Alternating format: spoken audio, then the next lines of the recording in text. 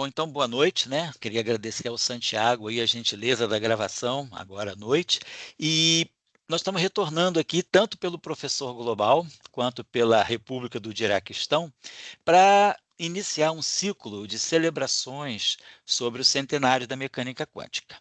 Então, a mecânica quântica ela se inicia oficialmente como uma teoria que se vai consolidar, né, a partir de 1925. Tem os anos pré-quânticos, né, o primeiro quarto do século passado, 1900, desde Planck até 1925, quando se inicia com o trabalho do Heisenberg, de 29 de julho de 25, né, que é o trabalho da mecânica matricial, e logo em seguida, como nós vamos falar aqui na nossa discussão de hoje, o trabalho do Dirac, do dia 7 de novembro, também de 25. São considerados os dois trabalhos fundadores da mecânica quântica, né? A distância um do outro de praticamente 4 meses, né? Praticamente 3 meses e meio, 29 de julho até 7 de novembro.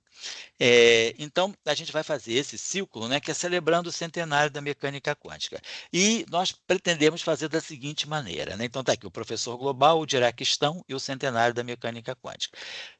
Vamos iniciar com Dirac e a mecânica quântica, nesse recorte de anos entre 1925 e 1939.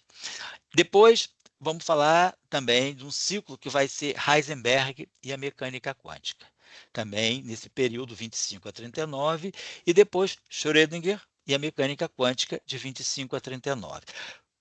Claro, eu poderia falar de Pauli também, né? Tem outros nomes, mas eu acho que esses são os três nomes que figuram mais até mesmo no nosso período de formação. A gente estuda a mecânica quântica ordinária, não relativística, né? Usando a equação de Schrödinger, né? Mas que também é um desdobramento a partir do trabalho de Heisenberg, né? Então, nós temos a equação, temos a mecânica matricial de Heisenberg, que não é mais usada. Logo em seguida veio Dirac, que formulou os princípios da mecânica quântica, e a equação de Schrödinger, que é de 1900, final de 1926, dezembro de 26, Schrödinger escreve a sua equação ondulatória. Então, a gente vai se fixar nesses três, vamos dizer assim, nesses três autores, né, nesses três formuladores, digamos assim, da mecânica quântica. Então, é o centenário da mecânica quântica. Então, hoje a gente vai iniciar com o primeiro encontro, né, que é Dirac e a mecânica quântica. Eventualmente, esse encontro, se ele ficar um pouco mais longo do que 1 hora, eu vou interromper e faço a parte 2 desse mesmo encontro em breve, logo em breve, porque os slides já estão preparados. Eu ainda estou preparando melhor o Heisenberg e o Schrödinger, que devem vir ao longo do mês de maio, mais ou menos, né? Por enquanto, Dirac é mecânica quântica. Bom, antes de começar a falar da mecânica quântica, eu também gostaria de trazer a mecânica quântica hoje, como nós sabemos, né, popularmente conhecida como física quântica em geral, nós sabemos que ela está em vários aspectos, não só aspectos acadêmicos, aspectos científicos, aspectos tecnológicos, mas mesmo até aspectos ligados à mídia e também a, digamos, a certas relações com religião, misticismo. Existe até, vamos dizer, quase que um comércio eletrônico quântico, né, falando-se de coaches quânticos e tantas sei lá, sal quântico. Eu já ouvi falar de poucas e boas, né, de se usar o adjetivo quântico para poder tornar alguma coisa mais atraente, digamos assim. Não é disso que nós vamos falar. Mas eu acho que sim, que a mecânica quântica ela tem uma conotação filosófica e metafísica muito importante. Não é à toa que ela mobiliza muito a filosofia, até mesmo a metafísica, né? Então eu queria chamar a atenção para essa reflexão curta, né, de um livro muito longo do filósofo francês Maurice Merleau-Ponty. Ele diz o seguinte, né, nesse livro dele chamado A Natureza, que foi um curso que ele deu no Collège de France, né? E no capítulo 1 desse livro, na seção C, tem essa discussão que ele chama a significação filosófica da mecânica quântica. Esse livro, quer dizer, eu estou já usando aqui a tradução em português. Ele, claro, o original é em francês, mas nós temos aqui a tradução em português publicada em 2000. E nessa seção C do capítulo 1, ele descreve, ele faz uma discussão muito interessante sobre aspectos filosóficos da mecânica quântica, vistos por um filósofo, né? E ele fala o seguinte: é a crítica interna da física que nos leva a tomar consciência do mundo percebido. E o mundo percebido não é de maneira nenhuma um dado imediato. Ou seja, aquilo que nós percebemos, a nossa realidade perceptiva, não é algo imediato. Isso vai ficar também muito claro quando a gente for falar das ideias do Dirac, né? E relembrando que dizer que o mundo percebido, né, não é nada imediato, a gente remonta, na verdade, a 600 antes de Cristo, com Anaximandro de Mileto, que diz que o mundo a realidade é muito diferente daquilo que se parece a nós. Então, eu acho essa reflexão do Maurice Merleau-Ponty muito interessante, mas assim, mais do que apenas dar esse recortezinho de 3 linhas, é sugerir que, por exemplo, algum estudante, assim que os estudantes de física, eu estou pensando nessas palestras aqui, nesses vídeos, né, como sendo mais assim dirigidos aos estudantes principiantes que estão na graduação, ou então aqueles que estão iniciando a pós-graduação, para também fazer alguma reflexão mais filosófica sobre a mecânica quântica. A nossa formação é muito mecanicista, né? Então a gente passa inteiros períodos da graduação calculando equação de Schrödinger, resolvendo equação de Schrödinger, calculando poços de potencial, calculando funções de onda em várias situações. E às vezes a gente discute pouco o significado, que é muito importante. Às vezes, em mecânica quântica, eu digo isso que aconteceu comigo na minha formação de graduação, sobretudo, né, fazendo aqueles cursos mecânica quântica 1, 2, 3, 4, a gente às vezes acaba sendo muito treinado para resolver problemas e às vezes não trabalha profundamente os conceitos. E a mecânica quântica, ela está muito fora da nossa intuição do dia a dia. Vamos dizer, a mecânica clássica é muito mais próxima da nossa intuição diária, mas a mecânica quântica não. É muito difícil a gente só desenvolve uma intuição para a mecânica quântica depois de fazer exercícios, mas é bom já desde o início, quando está se fazendo essa formação mais tecnicista, né, às vezes de natureza até mais matemática, a gente também trabalhar os conceitos. E às vezes é bom ler livros de filósofos também, ou de físicos, como, por exemplo, Carlo Rovelli, né, que escreve coisas muito interessantes sobre a mecânica quântica, e outros autores também físicos, né, o próprio Wilczek, Frank Wilczek, e outros autores. Né? Então, eu acho interessante, na formação, dar um espaço, né, para uma formação paralela também, não uma formação, vamos dizer assim, a formação seria muito forte, mas dar um espaço para algumas reflexões de natureza filosófica sobre a mecânica quântica. Depois também acho que Paul Feyerabend, né, que o ano passado, 2024, a gente celebrou os 100 anos do nascimento dele, né? O Feyerabend, um físico austríaco e também filósofo da ciência, ele é autor de vários livros, né? E aqui nesse livro que ele chama Against the Method, que em português já está traduzido também por essa editora Francisco Alves, desde 77, Contra o Método. Ele diz: e minha tese é de que o anarquismo favorece a concretização do progresso em qualquer dos sentidos que a ele se decide emprestar. Mesmo uma ciência que se paute pelo bem ordenado só alcançará resultados se admitir ocasionalmente procedimentos anárquicos. Anárquico no sentido de não de desqualificar o conhecimento adquirido, mas anárquico no sentido de sair da caixinha, quebrar um pouco a hierarquia, ou seja, fazer cortes, né? Fazer disrupturas. Né? A ciência, a gente sempre fala, a ciência é um processo muito cumulativo, gradativo no tempo, mas que não adianta só acumular. Em um certo momento, o acúmulo ele pede uma disrupção.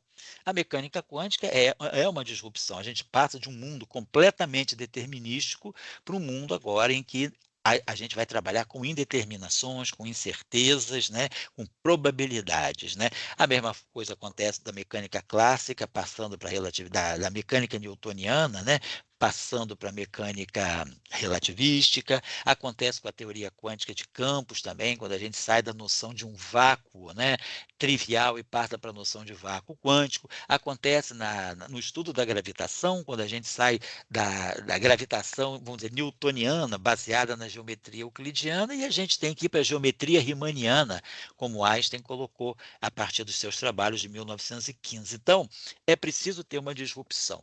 O Paul Feyerabend aqui, ele não está dizendo anarquismo, a anarquia no sentido destrutivo, né, de quebrar tudo, não, de quebrar todas as regras, não. Anarquia no sentido de sair um pouco, né, fora daquela linha que, às vezes, o método científico engessa muito. Então, por exemplo, né, o próprio Dirac, né, a gente pode dizer que, de uma certa forma, e vai ficar meio, eu vou explicitar aqui algumas situações, em que, de uma certa maneira, mostrou que ele transgrediu, né, no sentido de ir além, né, ir além do conhecimento, é, do conhecimento estabelecido, ele emancipou um pouco o pensamento em física, né, emancipou no sentido de deixar a teoria ficar mais livre, às vezes, daquele lastro empírico, né? Não só se criar uma teoria para reproduzir ou para descrever dados empíricos, né? Mas uma teoria que se antecipa até mesmo à empiria. Nesse sentido, Dirac foi um emancipador também. Ele emancipou um pouco mais a teoria, como também, né, um transgressor, e de uma certa maneira ele anarquia, vamos dizer, não era que ele fosse um anárquico, mas assim, o anarco nesse sentido, ele quebrou estruturas de pensamento,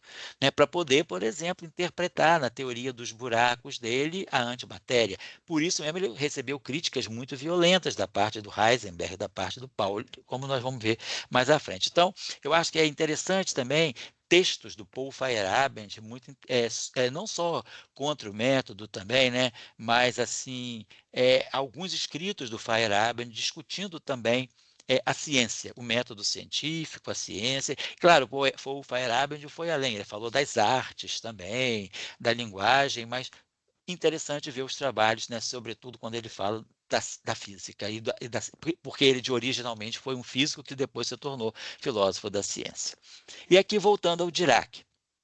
Aqui nesse trabalho de 38, né, que é a relação entre a física na verdade, eu acho que é a relação entre a matemática e a física, o título do autor, mas aqui estou colocando, é a relação entre a física e a matemática. Está nos Proceedings da Royal Society de Edimburgo, esse PRSE são os Proceedings da Royal Society de Edimburgo, publicado em 1938.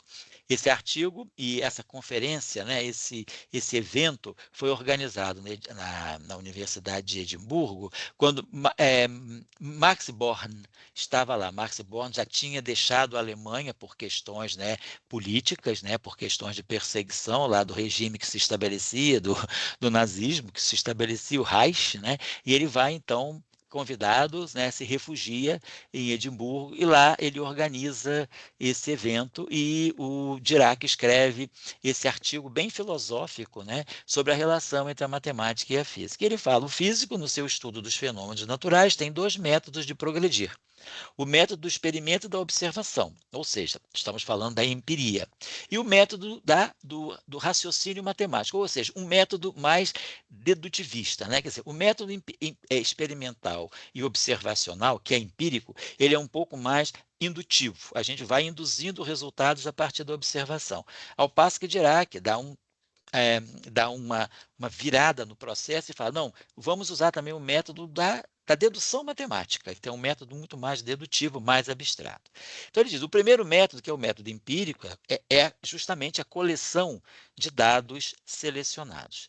O segundo método, que é o método da dedução matemática, ele nos permite inferir resultados sobre experimentos ainda não realizados. Ou seja, a teoria se antecipa, a teoria faz previsões de resultados de experimentos não ainda realizados, então, nesse sentido, ela induz, né, digamos, não, ela induz, é um método assim, de induzir uma experiência, ou seja, ela estimula a formulação, os experimentais a buscarem novos experimentos ainda não realizados para testar uma teoria que foi construída sem base empírica. né? Ou com muito pouca base empírica. Então, esse é um dito do Dirac. Eu estou colocando isso porque isso vai muito no sentido de pensar a mecânica quântica. E aqui, ainda nesse mesmo artigo, né, da relação entre a matemática e a física, Dirac fala: o que faz a teoria da relatividade tão aceitável pelos físicos, né, apesar de que ela vai contra o princípio da simplicidade, né, é a sua grande beleza matemática. Então, aqui eu sublinhei até em azul, grande beleza matemática, porque Dirac traz esse conceito, né, o conceito de beleza matemática na formulação das teorias físicas. É um conceito que Dirac ele trabalha muito, vamos dizer assim, a formulação estética das teorias também. Isso é novidade para a época. Nós estamos falando da década de 20, né? Nós estamos falando aqui esse trabalho é da década de 30, mas tudo, assim, o processo que trouxe Dirac para, vamos dizer assim, para a primeira linha de observação, né, para o palco mesmo, foi a partir de 1925. Então, ele traz o conceito de beleza matemática que foi muito importante para ele na mecânica quântica. Ele, justamente, a partir do paper de Heisenberg, como nós vamos falar mais adiante, o que o estimula a fazer o paper de 7 de novembro, e depois também ele estimula fortemente o Schrödinger a procurar a formulação ondulatória, é na busca de uma beleza matemática que não estava presente no trabalho original do Heisenberg, que é um trabalho muito interessante. O trabalho do Heisenberg é uma construção mental fantástica, mas assim muito baseada no empírico, né? Para reproduzir dados, o que não é nenhum demérito, mas é uma outra forma também de fazer ciência que Dirac procurou. E então esse conceito de beleza matemática das equações, né? Dirac trabalhou fortemente e, inclusive, influenciou Schrödinger a buscar essa relação, essa chamada equação de Schrödinger, que é a equação de onda da mecânica quântica, né? Então, como ele diz, a teoria da relatividade, ela não, vamos dizer, ela não é intuitiva, né? Nenhum de nós tem a intuição de um tempo que se dilata, de um espaço que se retrai, né? De um espaço que se contrai. A gente pensa sempre, quer dizer, a gente é muito newtoniano, né? Vamos dizer assim, na ideia de que o conceito de instantaneidade, né? A instantaneidade de eventos é um conceito absoluto, a relatividade quebra tudo isso, né? Não, o evento, a instantaneidade, né, a simultaneidade, digamos melhor, né, a simultaneidade de eventos passa a ser um conceito relativo. Então, isso é muito pouco intuitivo para nós. Então, é isso que Dirac diz. É, mesmo que a teoria da relatividade, né, seja contra o princípio, ela não seja assim, não esteja dentro do princípio da simplicidade, ele diz que a sua grande beleza matemática a torna muito aceitável pelos físicos. Isso é uma qualidade que não pode ser definida da mesma forma que a beleza na arte também possa ser definida. Quer dizer, o que é a beleza na arte, né? Então, ele diz, da mesma forma, né, é difícil de se definir o que seria, né, uma beleza, né, na física, mas que tem que se buscar uma estética. Então, ele fala, mas que as pessoas que estudam matemática, em geral, não têm dificuldade de apreciar. Então, ele diz, a estética matemática é algo que os matemáticos, né, conseguem visualizar, conseguem assim, introjetar muito mais facilmente do que a comunidade da física, né? Hoje não tanto, hoje a física já está muito acoplada, né, com a matemática, a gente tem, mas nessa época, nós estamos falando da década de 30, a vamos dizer, a separação da física da matemática, ou, não digo a separação, mas assim, a relação entre a física e a matemática ainda não era tão evoluída como a gente vê hoje. E Dirac foi uma pessoa que trabalhou muito nesse sentido, de aproximar a matemática da física. Inclusive, ele dizia, né, que é preciso inventar nova matemática para se trabalhar em física. Ele fala, se a física não tem ainda, na sua descrição, não tem ainda uma matemática adequada para descrever certas regiões da natureza ou certos sistemas físicos, busca-se uma nova matemática, cria-se uma nova matemática. Então, a teoria da relatividade introduziu beleza matemática de uma forma imprecedente, né, na descrição da natureza, de uma forma, vamos dizer, inovadora na descrição da natureza. Então, tudo isso são, vamos dizer assim, reflexões, né, que vão estar muito presentes nesse período, nesses anos, né, 1925 a 1939, né, o 39 é claramente que a gente vê ligado, né, a decretação, né, quando o mundo entra na Segunda Grande Guerra, então tem a ciência, de uma certa maneira, ela dá uma caída de ritmo, sobretudo na Europa, né? Então, eu acho que esse período, assim, foi um período muito intenso, né? E que persiste até hoje. O que nós estamos fazendo hoje, né, não deixa de ser um desdobramento quase que direto, né? Praticamente direto desses desenvolvimentos que aconteceram entre 1925 e 1939 na mecânica quântica, na teoria quântica de campos, que partiu, né, da mecânica quântica e de outras áreas da física, né? A teoria de grupos, a física de partículas, tudo se desenvolve, né? A ideia de unificação, a ideia de gravitação, né? Até mesmo de quantização da gravitação, tudo fica muito, né? Novas dimensões, dimensões extras, teorias de Kaluza-Klein, tudo está aí nesse período, da década de 20 e década de 30, e isso persiste até hoje. Depois também, ainda nesse paper dos Proceedings da Royal Society de Edimburgo, Dirac diz que a matemática é um jogo onde os matemáticos inventam as regras. A física é um jogo onde as regras são dadas a nós pela natureza. Então, nós recebemos as regras da natureza. E ele diz: o que é interessante é que as regras da natureza aparecem ser as mesmas regras, né, matemáticas como os matemáticos as conceberam. Então, essa junção, né, da física com a matemática, né, as regras dos matemáticos e as regras da natureza, elas acabam se encaixando uma na outra. Aí tem uma discussão interessante, né, porque quando os matemáticos inventam as regras da matemática, de uma certa maneira, vamos dizer assim, cerebralmente, né, a cabeça deles, de uma certa maneira, já está assim modulada, né, ou modelada pelo mundo em que a gente vive. Então, até que ponto as próprias regras da natureza também já estão implicitamente fazendo com que os matemáticos inventem as suas regras, mas já induzidos talvez num processo metafísico, né, pelas próprias regras que a natureza nos dá, quer dizer, e que subliminarmente estão presentes em nossa mente para que os matemáticos inventem suas regras de uma certa maneira.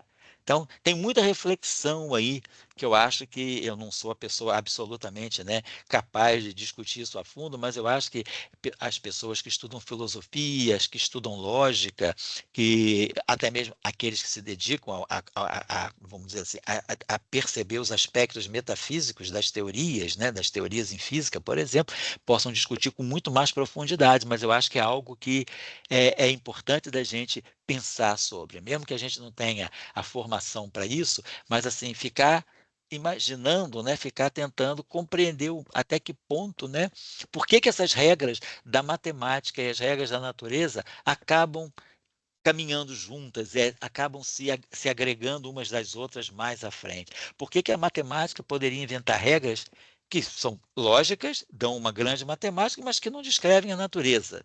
Então, claro, tem mais matemática do que a física ainda precisa, né? Então, tem matemática que ainda não está na física, né? Então, há uns anos atrás, quer dizer, antes de Einstein, a geometria riemanniana não estava na física.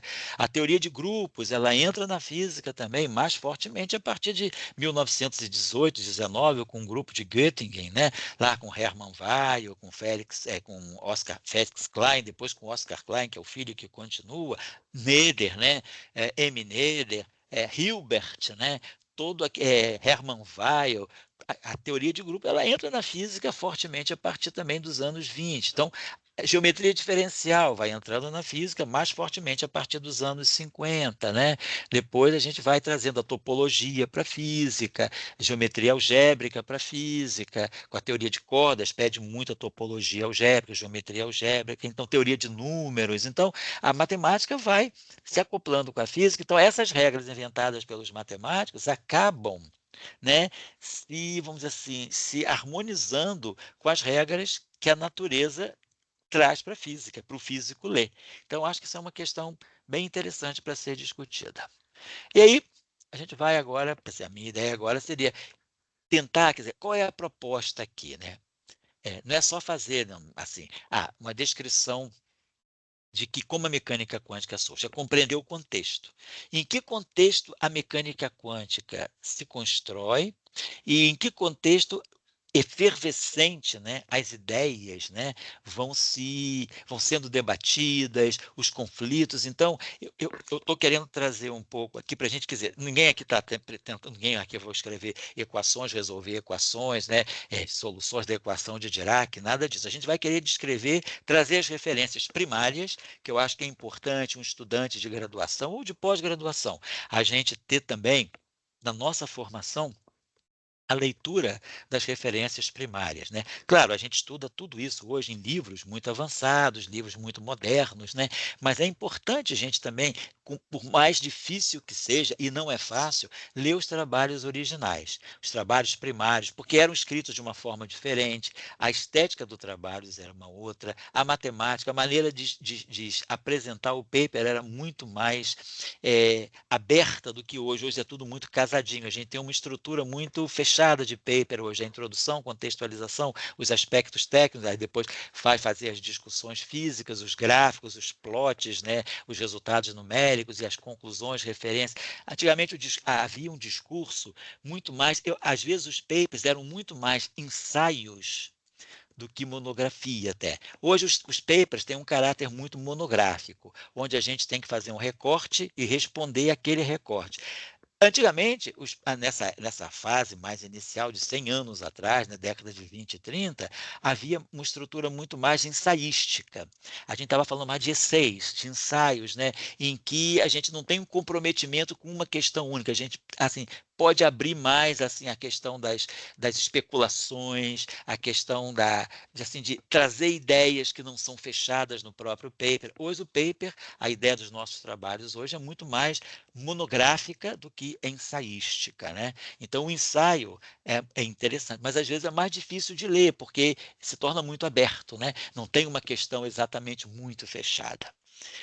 Então, o caminho que conduz à mecânica quântica, eu gostaria de voltar a 1897, que é quando se descobre finalmente o portador fundamental de carga, que era o elétron, né? Havia, sim, já discussões até mesmo mais filosóficas, especulações desde 1864, de que devesse haver um portador de carga, porque com as equações de Marx, lá de 1867, 1870, quer dizer, todo o eletromagnetismo vai se desenvolvendo com um conceito de uma carga elétrica, mas sem saber quem é o portador da carga. Fala-se de uma densidade de cargas, fala de uma densidade de correntes, mas sem analisar o aspecto microscópico dessa densidade de cargas e dessa densidade de correntes. Mas se supunha que já se havia a pressuposição de que pudesse haver um portador de uma carga fundamental. E o elétron é descoberto finalmente em 1897. Como também em 1894, né, já se falava, né, que talvez pudesse haver um portador de magnetismo, uma carga magnética. Claro que Dirac depois trabalha o monopólio magnético com muito mais propriedade, usando a mecânica quântica, em 1931. Mas já lá na década de 1890, né, a 1900, se falava, se cogitava a possível existência também de um portador de carga magnética, né? Não só o portador de carga elétrica, como o portador de carga magnética, né? Então, descobre-se o elétron. Então, com isso, a gente pode dizer, nasce finalmente a física experimental de partículas elementares, né?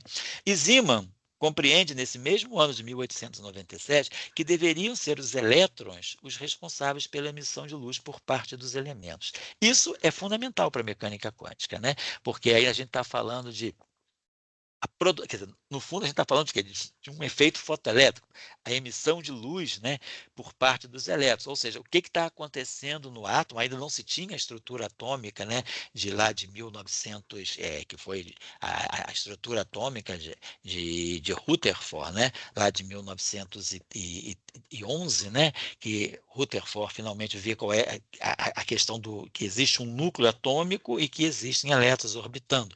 Zeeman, já em 1897, falava que seriam esses elétrons que estão presentes na matéria os responsáveis pela emissão de luz. Isso aí é fundamental depois para a mecânica quântica, porque justamente quando a gente vai falar do átomo de Bohr, o que a gente tem é processo de absorção e de emissão por elétrons que transitam em orbitais, né? Então, vamos dizer assim, é a semente da mecânica quântica, 1897. Bom, é minha visão. Outras pessoas podem ter outra visão, talvez até muito melhor do que essa, mas como eu percebo a coisa. Bom, e claro, a ideia, vamos dizer assim, a era quântica mesmo, né, é muito mais estabelecida a partir dos estudos de Max Planck de 1900, né? Max Planck e os quanta de energia ou os quanta de luz, né? Ainda não é o fóton, mas são quanta de energia que constituem a radiação. Então, ele tem os trabalhos importantes aqui, né, que é o trabalho de 1900, né, publicado, não sei se vê Handlung, né, seriam transações da Sociedade Alemã de Física, né, de 1900, né, esse trabalho publicado em 1900, também depois aqui, também nessa mesma revista Transações da Sociedade Alemã de Física, o trabalho, né, sobre a teoria da lei de distribuição de energia do espectro normal. E depois a lei de distribuição da energia publicado no Annals of Physics, no Annalen der Physik de 1901. Então, esses são os 3 trabalhos de Max Planck que vão ser vamos dizer assim, a base mesmo, assim, o chão da mecânica quântica. É quando se lança, então, Max Planck traz assim de uma forma completamente heurística, ou seja, disruptiva mesmo, né, a noção de que houvesse quanta de energia. É o modelo que ele faz para descrever a radiação do corpo negro. E, de uma certa maneira, assim, ele está recuperando um pouco aquela ideia, não é? Ele não está falando de uma natureza corpuscular da luz, como já pregava lá o próprio Newton, né, no final do século XVII, né, lá para 1697, 1698, Pierre Gassendi também, na França, mas ele fala dos quanta de energia. Ainda não é o fóton vem depois, mas é a base da mecânica quântica, né? Em seguida, logo 2 anos depois, Philipp Lenard, né, que era o orientador de doutorado da primeira mulher do Einstein, né, da Mileva Maric, ele estuda o efeito fotoelétrico, né, e ele fala sobre um ponto de vista heurístico relativo à produção e à transformação da luz, ou seja, a luz que se transforma em corrente elétrica, né, através do efeito fotoelétrico. Incide luz, né, luz de certa frequência, sobre certos materiais, né, com certas características, e essa luz ela emite, né, ela gera a produção de uma corrente elétrica. Está publicado também, né, são esses 2 trabalhos publicados no Annalen der Physik, né, que são os trabalhos experimentais do efeito fotoelétrico, que dá a Philippe Lenard o Prêmio Nobel de Física, acredito, de 1905. Eu acho que ele ganhou o Prêmio Nobel de 1905 pelos seus estudos do efeito fotoelétrico, que era o estudo que a Mileva Maric, né, estava fazendo no laboratório com o Philippe Lenard. E ela, inclusive, levando o assunto para o Einstein, ela já era casada com Einstein, levando o assunto para o Einstein, discutindo os dados que eles estavam obtendo em laboratório. Isso estimulou fortemente Einstein a construir depois, né, em 1905, a teoria do efeito fotoelétrico, que foi o que deu a ele o Prêmio Nobel de 1921. Então, vamos lembrar aqui também que o Hertz, em 1887, ele já traz uma antecipação do efeito fotoelétrico. Mas não tem nada de conclusivo. Quem faz o trabalho, quer dizer, quem herda um pouco essa ideia do Hertz, né, que também era alemão, como Philippe Lenard também era alemão, quer dizer, o Philippe Lenard já tinha essa ideia pré-concebida do efeito pré-concebida, não, concebida, né, antecipadamente por Hertz lá em 1887, que é quando Hertz, né, justamente em 1887, 1888, ele comprova a ideia de Maxwell de que você possa produzir ondas eletromagnéticas a partir de circuitos elétricos. Ele produz, então, microondas a partir de circuitos elétricos, que é a confirmação da teoria de Maxwell, né? Que até então não era vista com bons olhos por muitos físicos que achavam que a teoria de Maxwell para descrever a natureza das ondas eletromagnéticas pudesse ser mais uma curiosidade de natureza matemática do que propriamente física, ao passo que Hertz mostra, não, Maxwell está correto. O que Maxwell previu, a teoria de Maxwell foi comprovada por Hertz, 1887, 1888, que é quando ele também antecipa o efeito fotoelétrico, que Philippe Lenard, conhecedor da ideia, aprofunda e mostra em laboratório, né, e publica, inclusive, esses feitos. O trabalho do Hertz, em 1869, 1887, é esse aqui, sobre, né, o fluxo de luz ultravioleta, quer dizer, o fluxo de luz ultravioleta produzido a partir de descargas elétricas, acho que é Entladung, né, descarga. Então, sobre a produção de luz ultravioleta a partir de descargas elétricas. Esse é o trabalho do Hertz de 1887, que a gente pode dizer que é o precursor do efeito fotoelétrico. Mas aí quem estuda o efeito fotoelétrico com muito mais sistemática e publica esses trabalhos que rendem a ele o prêmio Nobel é o Philippe Lenard, né? Então, é, isso tudo aí está gestando, né? São sementinhas iniciais da mecânica quântica. Então, a partir dos trabalhos de Lenard, né, e, digamos assim, tendo como intermediadora a Mileva-Marić, Einstein, então, constrói a teoria, mas a Mileva-Marić não participou, assim, porque tem toda uma questão, né, de querer dar o crédito também às mulheres, obviamente, né, mas, segundo a própria Mileva-Marić, ela motivou, levou os dados, mas ela não participou exatamente da concepção da teoria do efeito fotoelétrico, publicada por Einstein também no Annalen der Physik, em 1905, que é o trabalho que dá a Einstein o Prêmio Nobel de 21. Sobre um ponto de vista heurístico, relativo, né? Ou a produção e a transformação da luz. Então, a transformação da luz e a produção de corrente, né? Então, aqui já é um ponto importante. Isso tudo aí já está gestando a mecânica quântica, né?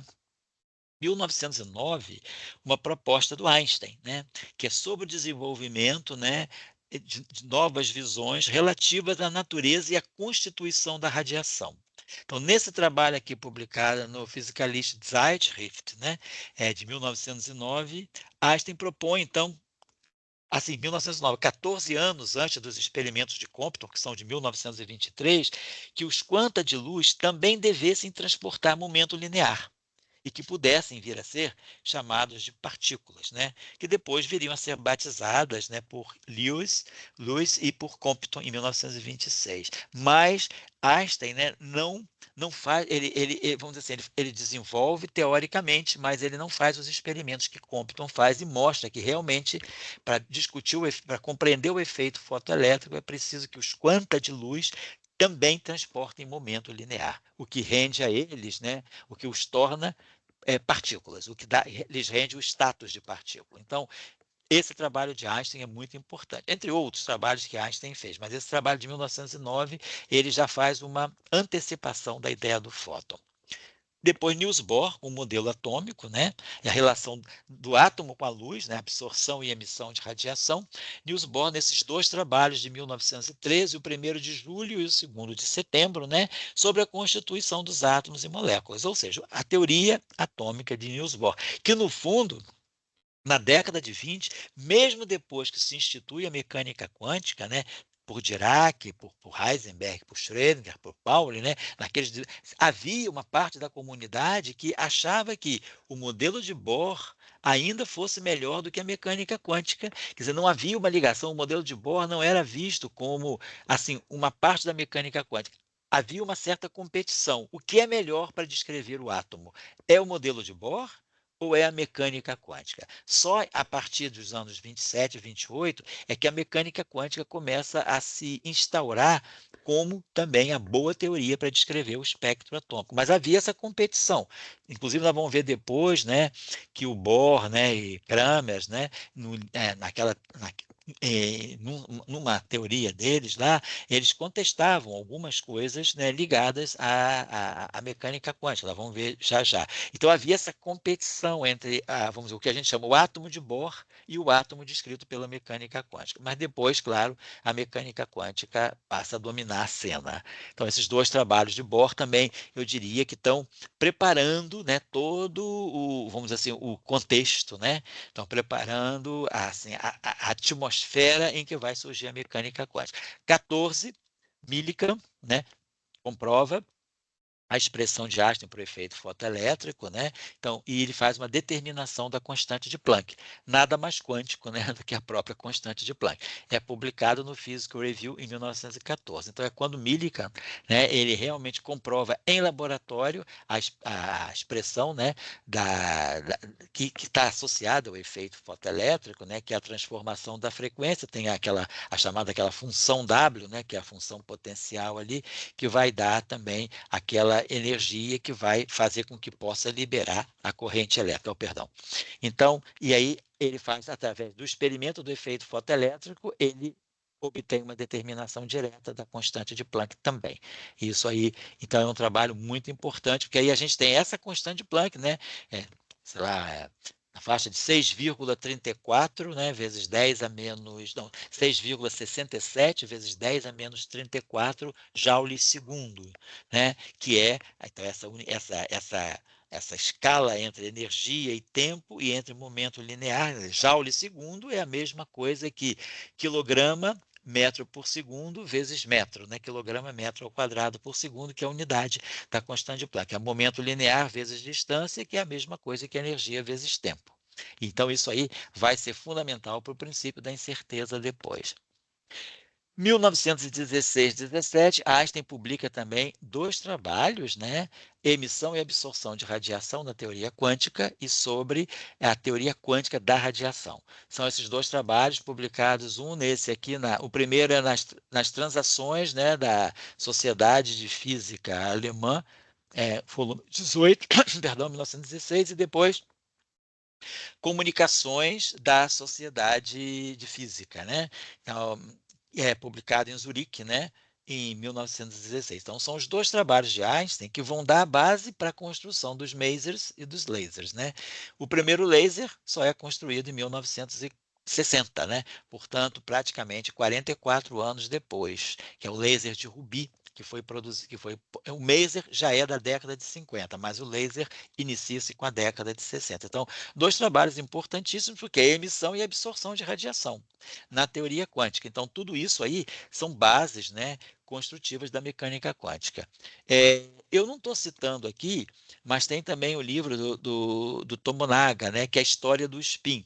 O livro do professor Shinichiro Tomonaga é um livro em que ele tem 12 capítulos, que foram 12 palestras que ele fez sobre como o spin chega finalmente na mecânica quântica a partir de Uhlenbeck e Goldsmith. Eu deveria ter citado aqui. Provavelmente na próxima vez eu vou trazer essa referência, que ela é muito construtiva do ponto de vista de compreender o processo histórico, como as ideias foram se acumulando para culminar com a mecânica quântica. Eu acho que é importante compreender esse processo, né, de construção da teoria, né? Nesse momento que a gente celebra, né, esses 100 anos da mecânica quântica, né, buscar esse processo de construção é muito interessante, né? Depois, então, depois desse, então, desculpa, eu tinha passado daqui para, então aqui, esse trabalho do Einstein também, que é sobre a teoria quântica da radiação, publicado nesse no Jornal de Física, né, de 1917, e depois aqui, o primeiro maser foi construído em 53, e o primeiro laser, que foi o laser de Ruby, foi construído por Maimon em 1960, que deu a ele o prêmio Nobel. O Maimon acaba ganhando o prêmio Nobel por essa construção do laser de Ruby, que está publicada na Nature de 1960. Então, eu estou dando essas referências primárias porque, na minha visão, claro, na visão de outras pessoas, provavelmente seriam escolhidos talvez outros autores e outros trabalhos. Mas, na minha visão, eu percebo que esses trabalhos são muito importantes para a gente compreender a gestação da mecânica quântica. Em 1921, Compton, o famoso Compton, do efeito Compton, ele lança esse trabalho muito interessante, que é o eletromagnético. Ele vai estudar, então, a ideia de que o elétron tem alguma espécie de momento angular interno, que ele chama de rotação quantizada, como sendo do magnetismo do elétron. Quer dizer, o elétron tem o magneton de Bohr, né? É a unidade magnética, a unidade de dipolo magnético do elétron. O magneton de Bohr é a carga do elétron vezes a constante de H cortado sobre 2m, né? Sobre 2 vezes a massa do elétron. Então, nesse trabalho do Compton, publicado no Journal of the Franklin Institute, de 1921, eu acho interessante a gente dar o crédito também ao Compton por essa antecipação da discussão do spin que é feita depois por Uhlenbeck e Goldsmith, né? Quer dizer, Uhlenbeck e Goldsmith é de 1924, né? 25, 20, eles começam o trabalho em 24 e publicam em 25, né? Os dois trabalhos que trazem a ideia do elétron que tem spin, né? O spin do elétron. Publicado aqui, esse aqui é sobre quer dizer, é um estudo, né, sobre o espectro do hidrogênio e do hélio, né, que é comentário sobre, vou traduzir aqui em português, né? Comentário, não sei holandês não, mas estou traduzindo aqui o que eu peguei, né? Lá no trabalho original, comentário sobre os espectros do hidrogênio e do hélio, publicado então nessa física de Utrecht, e os elétrons os elétrons, vamos dizer assim, que têm rotação, os spinning electrons, e a estrutura do espectro, a influência do spin do elétron na estrutura dos espectros atômicos, publicado na Nature em 1926. Então, aí está chegando, né, o que estava faltando, que era o spin do elétron. Esse livro do Tomonaga, né, a história do spin, é interessante porque ele nos leva justamente, né, ao longo dos 25 primeiros anos, na verdade ele começa mais a partir de 1905, mas assim, 20 anos de progressos na direção de se chegar ao spin. Aqui Thomas, né, o famoso Thomas da precessão de Thomas, também adota a ideia de Uhlenbeck e Goldsmith, porque Uhlenbeck e Goldsmith, eles não, digamos assim, eles não fizeram experimento, eles postularam, quer dizer, eles trazem uma discussão, teoricamente, eles propõem que o elétron tem esse momento angular interno, né, que é o spin. Ainda não visto como uma representação do grupo de Lorentz. Depois, mais à frente, a gente vai compreender a massa e o spin como sendo os números quânticos associados ao grupo de Poincaré. E o spin, né, como emergindo, né, também, quer dizer, o spin emergindo do grupo de rotações, né, a partir de as representações do grupo SO3, né, o grupo euclidiano de rotações em 3 dimensões, ele já nos dá uma ideia de representações que são quantizadas, né? Então, a gente tem os números quânticos associados às representações de SO3, quer dizer, os operadores de Casimir, eles vão dar os números 0, meio, 1, 3 meios, 2, 5 meios, 3 e assim vai. E aí depois, claro, isso aí é colocado na mecânica quântica, mas assim, a ideia de um spin geométrico, né, associado a representações de grupos espaço-temporais, ela chega a partir da década de 20, depois da própria proposição de Uhlenbeck e Goldsmith do spin. Então, Thomas adota a ideia de Uhlenbeck e Goldsmith e publica também, ele estuda, né, quer dizer, ele estuda a dinâmica de um elétron que agora tem spin. É um Nature de 1926. Bom, Compton e a ideia do fóton, então, já pré-anunciada por Einstein lá em 1909, e agora Compton faz os experimentos e mostra que realmente os quanta de luz, os quanta de energia eletromagnética, nesse caso de raio-x, eles têm momento linear e que então devem receber o status de partícula. Então se cria a partícula de luz. O nome fóton só vem em 1926, dado por um químico chamado Lewis e também pelo próprio Compton, que adota essa terminologia de fóton a partir de 1927 no encontro Solvay. Então, aqui eu digo as ideias de Pierre Gassendi e de Newton sobre a natureza corpuscular da luz são reabilitadas, né, pelo trabalho de Compton experimental, né, de 1923.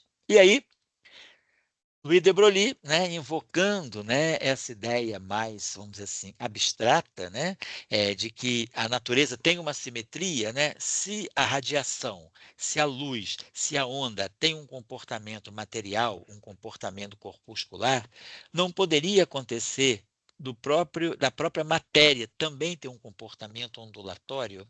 Então, e aí a gente olha para a constante de Planck, né? A gente vê que a constante de Planck ela está ligada a um momento linear, né? Que é quilograma metro por segundo, e 1 metro, e uma distância. Ela tem unidades, né? De quilograma metro por segundo, vezes metro. Então a gente poderia imaginar que isso é o produto de uma, de um momento linear por um comprimento. Então ele associa. É como se, vamos dizer assim, ah, o momento linear vezes uma certa escala de comprimento me dá o H. Então, se eu dividir H pela escala de comprimento, eu vou ganhar uma espécie de um momento linear. Ou se eu dividir o H pelo momento linear eu vou ganhar um comprimento. E aí ele associa esse comprimento de onda, né? Então ele diz, se a partícula tem um certo momento, a famosa relação que nós conhecemos, né? Que o comprimento de onda associado a uma partícula com momento P é lambda sobre P, H sobre P, lambda igual a H sobre P. Então a ideia de de Broglie é já, então, assim, já dentro desse pensamento quântico, é essa ideia de pensar numa natureza simétrica, vamos dizer, democrática, né? No sentido de que se a luz se comporta como partícula, por que a partícula também não pode imitar a luz, ou seja, ter um comportamento ondulatório? E aí tem todos esses trabalhos aqui, né? Waves and Quanta, que é um trabalho que, no fundo, ele fala de átomos de luz, que é um Nature, de 1923, depois a tese de doutorado dele, né, pesquisas sobre a teoria dos quanta, de 1924, e depois ele vai trabalhar a questão da relação entre a interferência e a luz corpuscular. Quer dizer, a luz ondulatória, ela tem processo de interferência, difração. E agora que a luz é corpuscular, o que pode substituir a interferência da luz, né? O espalhamento de fótons, digamos assim. Então, Nature, esse Nature de 1926. Então, as ideias de de Broglie também são muito importantes depois para a construção de Schrödinger, da equação de Schrödinger, né? E aí também essa referência primária é muito interessante, né? Ondas e movimentos, né? Que foi publicado em 1926. Então, a dualidade. Então, Compton induz de Broglie traz a dualidade onda-matéria, né? Ondas de matéria, traz a questão da dualidade onda-partícula, onda-corpúsculo. Então, a gente está aí na beirada da mecânica quântica. Aqui o trabalho que eu estava falando, né, de que Bohr, Kramer e Slater, eles tentam evitar essa visão material da radiação. Eles não gostam de adotar a ideia dos quanta de luz como sendo partículas. Então, nesse trabalho aqui, né, que é a teoria quântica da radiação, não é a teoria quântica da radiação de Einstein, lá de 1918, a gente tinha citado aqui, eu voltei a 19, né? Deixa eu ver aqui, Einstein, a gente cita aqui, opa, esse trabalho aqui, a teoria quântica da radiação de Einstein, de 1916, e sobre a teoria quântica da radiação de 1917, né? Então, aqui, né? O Bohr, o Cameras e o Slater, né, falam de uma teoria quântica da radiação que eles publicam aqui nesse de London, Edinburgh and Dublin Philosophical Magazine, 1924.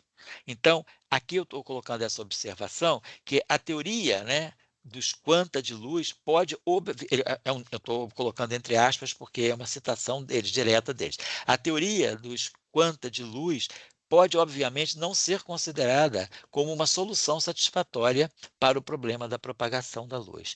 Então, eles desconfiavam, não gostavam dessa ideia de que a gente pudesse ter uma visão corpuscular da radiação, né? Então, era um pouco contra o fóton, digamos assim. E porque Bohr, ele fortemente usou, claro, lá na descrição do seu modelo atômico, né, da sua teoria atômica de 1913, ele fala sempre dos quanta de luz, dos quanta de energia, mas nunca da partícula que tem momento linear. Então, tem esse debate importante. E havia os partidários do Bohr, dessa chamada teoria BKS, né? BKS, né? Está aqui. Havia os partidários da teoria BKS e aqueles que não gostavam. Quer dizer, então, havia uma tentativa, né, da teoria de BKS de descrever a radiação sem pensar na versão materialística, né? E aí, embalado justamente pelo trabalho de Louis de Broglie, na Rússia, na ex-União Soviética, né, desencadeia uma série de trabalhos que a gente vai ver muito interessantes sobre a discussão do espalhamento luz-luz. Então, em 1925, né, já com o fóton, digamos, para aqueles que aceitavam o fóton de Compton, né, o espalhamento luz-luz, porque agora, quando se fala de luz interferindo com luz, o que a gente pode pensar é fóton sendo espalhado por fóton. Quer dizer, na versão ondulatória é luz que interfere com luz. Na versão corpuscular, é fóton que se espalha, sofre o processo de espalhamento com fóton. Então, Shaposhnikov, né, esse trabalho aqui, sobre as colisões dos quanta de luz, publicado também no Zeitschrift für Physik, né? Então, ele o que Shaposhnikov agora olhava era que, nessa visão corpuscular, em que a luz, né, vai ser vista como, quer dizer, o espalhamento luz-luz é visto como espalhamento de partículas, o espalhamento de fótons, é se o princípio da superposição, ou seja, a linearidade do eletromagnetismo aqui, da onda eletromagnética, ou seja, das equações de Maxwell, começa a ser questionada. E isso vai ser uma discussão que vai ser aberta fortemente a partir do trabalho de Dirac, ou seja, da equação de Dirac, né, com a solução que ele chama de, com aquela interpretação que ele dá do mar de Dirac, do mar de elétrons de energia negativa. Mas Shaposhnikov, 3 anos antes da equação de Dirac, 4 anos antes da proposta de Dirac de criar aquela ideia do mar de Dirac, ele já fala do princípio, ele já questiona se o princípio da superposição, ou seja, se a linearidade das ondas, a linearidade, vamos dizer, das equações de Maxwell para descrever a propagação de ondas eletromagnéticas, ela é colocada em questão. Então, é um trabalho bastante precursor que está aí na essência da mecânica quântica. E, finalmente, né, com todo esse contexto que vem se criando, Heisenberg, né, nesse trabalho de 29, que submetido em 29 de julho de 25, né, que é publicado, aliás, né, que é uma reinterpretação quântico-teórica, né, da cinemática e das relações mecânicas e cinemáticas. Ou seja, ele vai introduzir aquilo que ele chama de mecânica matricial, que é um modelo muito assim, é interessante como ele consegue conceber esse modelo de uma forma muito assim básica, porque ele pensa nos elétrons, né? Quer dizer, esse processo é um processo que ele coloca os elétrons dos orbitais atômicos em movimento unidimensional. É como se os elétrons estivessem se movendo só ao longo de um eixo, né, do eixo X, eles podem se afastar da origem, se aproximar da origem, dar esses saltos quânticos, né, na posição, e ele cria, né, uma matriz de posição, né, que com elementos, vamos dizer, a matriz posição, que ele chama X elemento 1, X elemento 1, 2, X elemento 1, 3. Ou seja, os elementos dessa matriz vão estar ligados, né, aos saltos quânticos que a partícula pode dar para frente ou para trás, né, ao longo desse eixo. Então, é um trabalho, ele cria uma mecânica, quer dizer, ele tenta explicar os orbitais atômicos, tenta descrever os orbitais atômicos por meio de uma matriz de posição formada a partir das posições que os elétrons passam a ter variável, né, a partir do processo de receber ou de emitir energia. Então, esse é um Zeitschrift für Physik de 1925, que é o trabalho assim, que institui realmente a mecânica quântica através da formulação chamada mecânica matricial.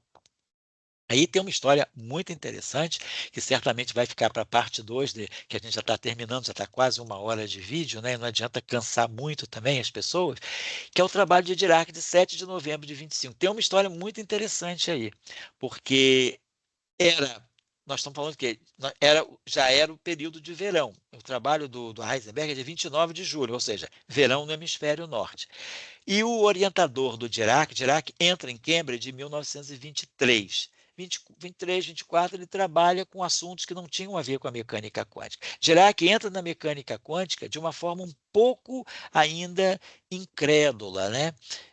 Não duvidando da mecânica quântica, mas não dando a devida atenção que o seu orientador de doutorado, né, que era o Peter Fowler, deu.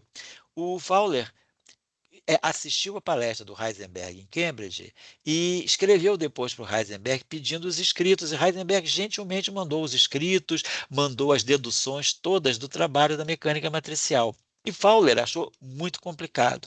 E Dirac já estava de recesso na cidade dele, em Bristol. Dirac tinha ido visitar a família em 1900, nesse período de agosto, setembro, até porque tinha tido uma tragédia familiar. O irmão dele, né, a quem ele era muito ligado, tinha se suicidado. E aí a família estava num momento muito trágico e Dirac foi passar esse período com a mãe, com o pai, com a irmã em Bristol. E aí Dirac estava em casa, ele nos contava isso, né? Porque lá em Trieste, né, a gente conseguiu ter essa relação muito pessoal com o professor Dirac através das visitas, né, que o Salan proporcionava para o Dirac visitar Trieste, visitar o ICTP, a CISA e também em outros eventos especiais. E o Dirac contava, né, que chegou o carteiro na casa dele em setembro com uns pacotes que vinham de Bristol, né, e deu a ele esses pacotes. E ali uma mensagem do Peter Fowler dizendo: "Ó, olhe isso aí com cuidado, porque isso pode ser uma coisa muito interessante, um trabalho muito interessante do Heisenberg". Ele nos manda aqui os rascunhos, os cálculos que ele fez. Dirac olhou, achou, aí é um problema da estética, achou tudo muito feio, muito mal construído, não gostou, deixou meio de lado. E aí o Peter Fowler, sentindo falta de um retorno do Dirac, escreveu, mandou um telegrama para o Dirac. E aí, você está olhando essas coisas? E aí Dirac pegou a coisa seriamente, porque aí agora, né, o Magister Dixit, né, o orientador mandou, ele foi dar uma olhada. E aí ele se encantou, porque ele viu, não, é muito feio, isso aqui não tem apelo estético, vamos trabalhar, vamos buscar as ideias que estão por trás, os princípios fundamentais que regem essa mecânica matricial, e vamos formular essa mecânica matricial de um outro modo. E aí Dirac traz, né, esse trabalho de 7 de novembro de 1925, portanto, 3 meses depois, praticamente, né, do trabalho do Heisenberg, né, nem 3 meses, né, 29 de julho, né, ele teve todo agosto, setembro e outubro, praticamente quase 3 meses, né, porque terminou o trabalho em final de outubro para mandar para a revista. O trabalho é de 7 de novembro de 25, que são as equações fundamentais da mecânica quântica, que está publicado nesse Proceedings da Royal Society de Londres, né? Nesse trabalho, Dirac então introduz a ideia de que os observáveis físicos não comutam. Da mesma forma que o Heisenberg introduz a matriz de posição, a matriz de momento linear, e matrizes em geral não comutam, não tem um produto comutativo, Dirac falou, isso é muito complicado, e o Dirac achou que o trabalho era muito empírico. E ele quis dar uma formulação mais estética, mais de princípios fundamentais. E aí Dirac, então, entra com a ideia dos números quânticos, dos números que não comutam, observáveis quânticos, que agora são grandezas que não mais comutam entre si. Então, posição, velocidade, momento linear são grandezas que não comutam. Tempo e energia são grandezas que não comutam. Esse trabalho é a base da mecânica quântica de 1925. Eu acho que, eu só vou terminar nesse slide aqui, isso em 25, aí Dirac, em 26, em maio de 26, defende a sua tese de doutorado, chamada Mecânica Quântica. Então, vocês observem, na verdade, a tese de doutorado do Dirac, ela começa em novembro de 25 e termina em maio de 26, que é quando ele faz todo esse desenvolvimento da mecânica quântica na sua tese de doutorado. Até então, trabalhos de 23, 24 que ele fez no doutorado foram trabalhos interessantes, mas não tinham a ver com a mecânica quântica. A mecânica quântica, ela começa com Dirac, ela começa nesse trabalho de 7 de novembro. A nossa ideia, justamente, é no dia 29 de julho, lá no CBPF, fazer um encontro, né, para discutir os 100 anos do trabalho de Heisenberg e depois, no dia 7 de novembro, discutir os 100 anos do trabalho de Dirac. Fazer uma releitura desses trabalhos originais, que eu acho que é importante a gente ver como eles pensaram, como eles escreviam na época, né? Quer dizer, são trabalhos que foram revolucionários na física, criaram uma nova teoria, que é a mecânica quântica, né? Esse trabalho do Dirac, também dos Proceedings da Cambridge Philosophical Society, de 26, On Quantum Algebra, e depois o trabalho On the Theory of Quantum Mechanics, também extraído da tese de doutorado dele. Bom, eu não vou falar aqui, mas assim, como Einstein teve o chamado Annus Mirabilis, né, em 1905, o Annus Mirabilis do Dirac foi 1926. 26, 27, Dirac teve uma produção fantástica, e aí Dirac, quer dizer, nós vamos trabalhar o Dirac até 1939. Então, hoje eu vou interromper aqui, porque a gente chegou agora, gente, ou seja, a gente veio no pré-histórico e agora a gente está atingindo, vamos dizer assim, o ground state, né, o estado fundamental da mecânica quântica, que é a partir dos papers de Heisenberg e do Dirac. E isso aí vai abrir uma série de discussões e a gente vai ver como isso aí vai acabar afetando fortemente as equações de Maxwell, né? Através da ideia do mar de Dirac, desse vácuo quântico que não é mais o vazio, quer dizer, quando o Dirac traz essa disrupção de que o vácuo é composto de pares de partículas e antipartículas virtuais. Quem é o vácuo da eletrodinâmica, da eletrodinâmica, né? Dirac, então, com isso, ele indiretamente vai estar atingindo as equações de Maxwell, e aí como esse trabalho do Shaposhnikov já adiantava, né? A ideia de que agora a gente está falando de quanta de luz, de partículas, de fótons, né? O princípio da superposição passa a ser questionado no eletromagnetismo, né? Então, eu vou terminar por aqui. Quer dizer, semana que vem, no próximo encontro que eu vou acertar com o Santiago, quando a gente vai fazer a segunda parte, né, dessa desse vídeo de hoje, a gente vai começar por aqui, por esse slide aqui. Opa, pera um instantinho só. Por esse slide aqui, que é o slide 26. Eu tenho 79 slides, mas não vou falar de todos. Mas, assim, a gente deve chegar até o slide 50 e alguma coisa, mas a gente parte desse slide 26, que é quando a gente realmente inaugura formalmente e celebra justamente o centenário da mecânica quântica a partir desses dois trabalhos aqui. Então, Santiago, muito obrigado aí pela ajuda, né, pela parceria de hoje, por essa caminhada noturna de hoje, né, domingo de Páscoa, e a gente vai organizar daqui a pouco, né, quando a gente se desconectar aqui, a gente organiza o próximo encontro para fazer o vídeo 2 desse primeiro vídeo, né, quer dizer, que é Dirac e a mecânica quântica. Vou voltar aqui rapidamente, perdão. Né?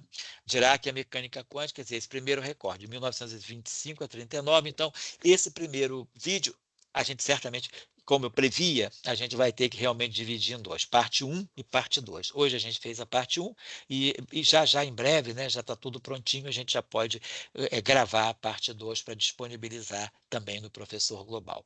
Obrigado a todos aí pela presença e vamos celebrar esse ano, porque a mecânica quântica ela está presente na tecnologia. A gente sabe o quanto o mundo hoje é um mundo de tecnologias quânticas, né? E a tecnologia quântica ela é fundamental para o PIB, né? Dos países mais cientificamente desenvolvidos. Os países mais desenvolvidos eles têm um PIB fortemente atrelado à mecânica quântica, né? Às tecnologias quânticas. Santiago, muito obrigado. E a gente desconecta aqui o vídeo e aí a gente continua na reunião para a gente trocar essas ideias e acertar os nossos horários. Obrigado a todos e até em breve, se Deus quiser. Até o próximo encontro. Obrigado, Santiago.